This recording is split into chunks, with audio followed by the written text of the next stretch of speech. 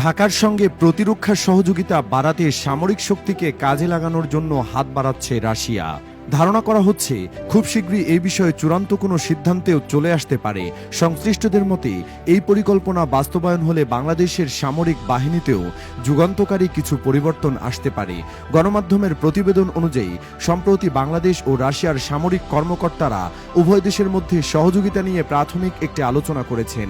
উভয় পক্ষ দুই দেশের সেনাবাহিনী ও জনগণের মধ্যে বিদ্যমান বন্ধুত্বপূর্ণ সম্পর্ক আরও জোরদার করার জন্য পারস্পরিক সংকল্প ব্যক্ত করেছে। গত মঙ্গলবার ৮ এপ্রিল রাশিয়ার প্রতিরক্ষা মন্ত্রণালয়ের বরাত দিয়ে ঢাকার রুশ দূতাবাস এসব জানায়। এদিন রাশিয়ার উপ প্রতিরক্ষামন্ত্রী কর্নেল জেনারেল আলেকজান্ডার ফোমিনের সঙ্গে মস্কোতে একটি কার্যকর বৈঠক করেন বাংলাদেশের সেনাপ্রধান জেনারেল ওয়াকারুজ্জামান। রাশিয়ার প্রতিরক্ষা মন্ত্রণালয় জানায়, বৈঠকে উভয় পক্ষ প্রতিরক্ষা খাতে সহযোগিতার সম্ভাবনা নিয়ে আলোচনা করেছে। রাশিয়া ও বাংলাদেশের সেনাবাহিনী ও জনগণের মধ্যে বিদ্যমান বন্ধুত্বপূর্ণ সম্পর্ক আরও জোরদার করার জন্য পারস্পরিক সংকল্প ব্যক্ত করেছে। বিবৃতিতে আরও বলা হয়েছে, বৈঠকটি ছিল একেবারে উষ্ণ এবং বন্ধুত্বপূর্ণ পরিবেশে। উভয় পক্ষে সামরিক ক্ষেত্রে পারস্পরিক সহযোগিতার ক্ষেত্র প্রসারিত করার বিষয়ে আগ্রহী।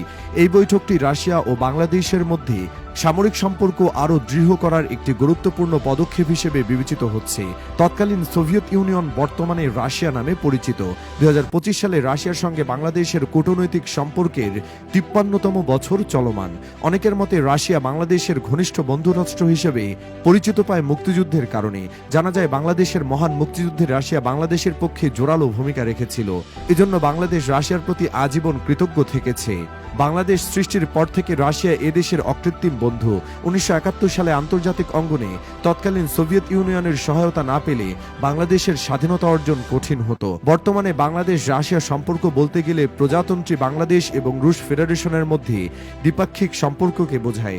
১৯৭২ সালের ২৪শে জানুয়ারি সোভিয়েত ইউনিয়ন বাংলাদেশকে স্বীকৃতি প্রদান করে এবং ২৫শে জানুয়ারি রাষ্ট্রদ্বয়ের মধ্যে আনুষ্ঠানিকভাবে কূটনৈতিক সম্পর্ক স্থাপিত হয়। তৎকালীন সোভিয়েত ইউনিয়নের পতনের পর তার উত্তরসূরি রাষ্ট্র রাশিয়ান ফেডারেশনের সঙ্গে বাংলাদেশের দ্বিপাক্ষিক সম্পর্ক চালু রয়েছে।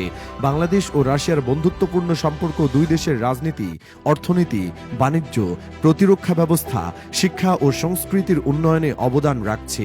ইতিহাসবিদরা জানান, বাংলাদেশের মুক্তিযুদ্ধে আন্তর্জাতিক পর্যায়ে ভারত প্রত্যক্ষভাবে সহযোগিতা করলেও পরোক্ষভাবে সর্বাত্মক ভূমিকা রেখেছিল তৎকালীন সোভিয়েত ইউনিয়ন। মিত্রদেশগুলোকে সঙ্গে নিয়ে এ রাষ্ট্রটি বাংলাদেশের স্বাধীনতার পক্ষে জাতিসংঘের নিরাপত্তা পরিষদে জোরালো পদক্ষেপ নেয়। এ রাষ্ট্রের অনমনীয়তার কারণে পাকিস্তানের পক্ষে ৭১-এর ডিসেম্বরে বঙ্গোপসাগর অভিমুখে সপ্তম নৌবহর পাঠিয়েও তা ফিরিয়ে নিতে বাধ্য হয় যুক্তরাষ্ট্র। মুক্তিযুদ্ধ অস্ত্র দিয়ে সহযোগিতার পাশাপাশি স্বাধীনতা উত্তর সময়ে চট্টগ্রাম বন্দর থেকে মাইন ও ধ্বংসাবশেষ অপসারণেও দৃষ্টান্তমূলক ভূমিকা রেখেছে দেশটি। ১৯৭১ সালের ৩রা ডিসেম্বর বাংলাদেশ ভারত যৌথ বাহিনী এবং পাকিস্তান সেনাবাহিনীর মধ্যে সর্বাত্মক যুদ্ধ শুরু হলে সোভিয়েত ইউনিয়ন অসাধারণ ভূমিকা পালন করে। পাকিস্তানের পরাজয়ের সম্ভাবনা আঁচ করতে পেরে পরদিন ৪ ডিসেম্বর মার্কিন যুক্তরাষ্ট্র জাতিসংঘ নিরাপত্তা পরিষদে যুদ্ধবিরতির প্রস্তাব আনে। একতরফা আখ্যায়িত করে সোভিয়েত ইউনিয়ন সে প্রস্তাবে ভেটো দেয়। পরের দিন নিরাপত্তা পরিষদের অপর ৮টি দেশ মার্কিন প্রস্তাবের অনুরূপ প্রস্তাব পেশ করলে সোভিয়েত ইউনিয়ন দ্বিতীয়বারের মতো তাতেও ভেটো প্রয়োগ করে। নিরাপত্তা পরিষদে মোট ২বার সোভিয়েত ভেটোর সম্মুখীন হয় পাকিস্তান ও মার্কিন যুক্তরাষ্ট্র। জাতিসংঘ সাধারণ পরিষদে যুদ্ধবিরতি ও সৈন্য প্রত্যাহারের প্রস্তাব আনে। সোভিয়েত ইউনিয়ন সহ কয়েকটি দেশের বিরোধিতা সত্ত্বেও সাধারণ পরিষদে এই প্রস্তাব পাশ হয়ে যায়। প্রস্তাব উপেক্ষা করে বাংলাদেশ ভারত যৌথ বাহিনী যুদ্ধ অব্যাহত রাখে। সোভিয়েত ইউনিয়নের নিরঙ্কুশ সমর্থন এক্ষেত্রে বড় সহায়ক ছিল।